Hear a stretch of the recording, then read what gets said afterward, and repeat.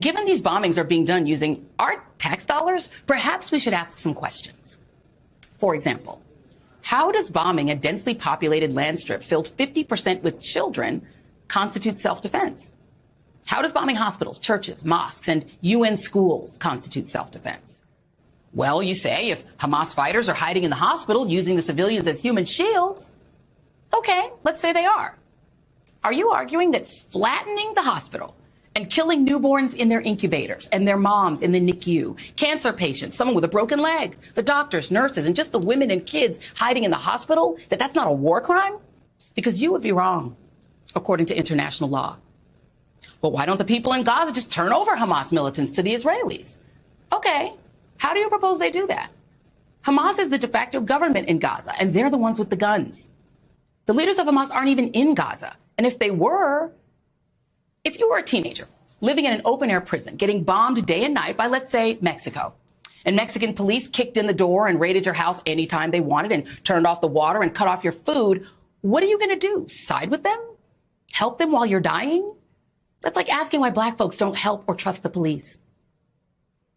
Okay, but after 9/11, we bombed Afghanistan in self-defense. Yeah, we did. And did that put an end to al-Qaeda or get bin Laden? No, it did not.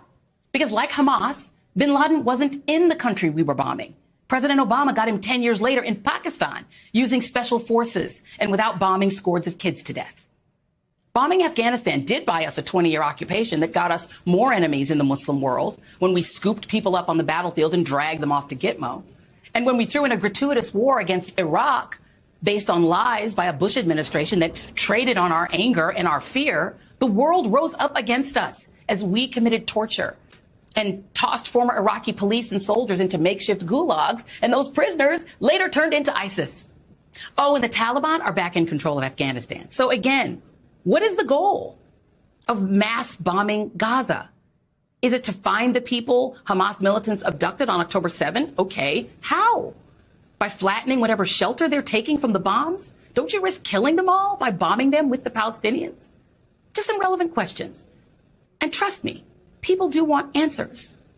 Over the weekend, protests erupted around the world with hundreds of thousands of demonstrators rallying in cities in Europe, the Middle East, Asia, Copenhagen, Rome, Stockholm, Kuala Lumpur. Scores took to the streets in the U.S., shutting down the Brooklyn Bridge in New York and a major highway in San Francisco.